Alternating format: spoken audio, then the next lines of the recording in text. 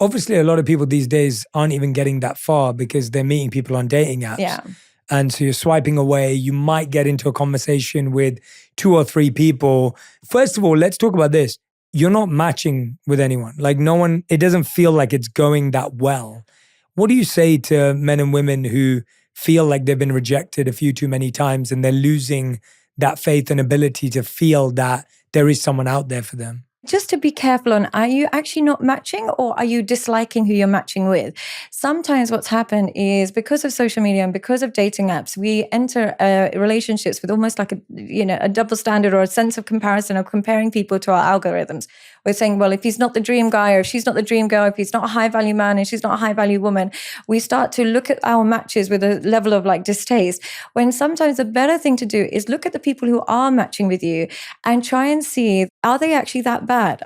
Is there something wrong with them? Or am I just comparing them to a dream idea of a partner that I haven't actually been able to access?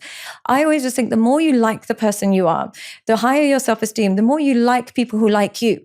The fact that the person that are matching you, automatically you start to like them more because they've matched you, because you like you and they like you as well. When you've got low self-esteem, you chase after people that you can't access. So my advice to people is always start with who likes you. Always start with that pool and then home in on that pool and see if you've got similar demographics, values, so on and so forth.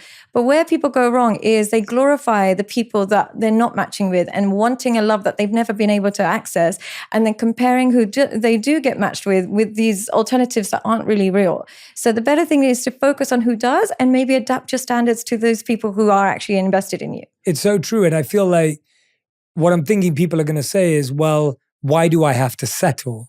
If similarity feels like settling, then maybe your standards are too high. And what I mean by that is I sometimes will meet men who are maybe in their 40s on their second divorce and saying, I don't want a woman with baggage. So I need somebody 25 years old. I don't want women with baggage. Or sometimes I'll meet women who are, not working and they say, I want a man that's an entrepreneur and got 6 figures.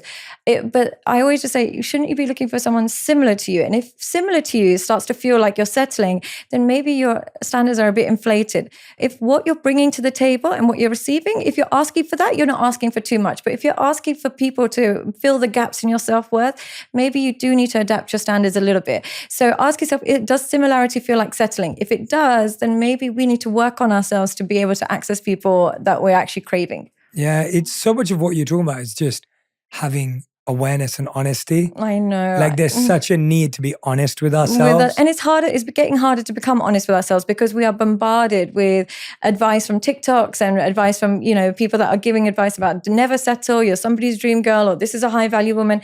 So we think that if we get anything less than what our algorithm is suggesting, we're settling. When really, as long as we're matched in terms of values and maturity and where we see ourselves in the future, we're not truly settling. We're just finding somebody who's compatible.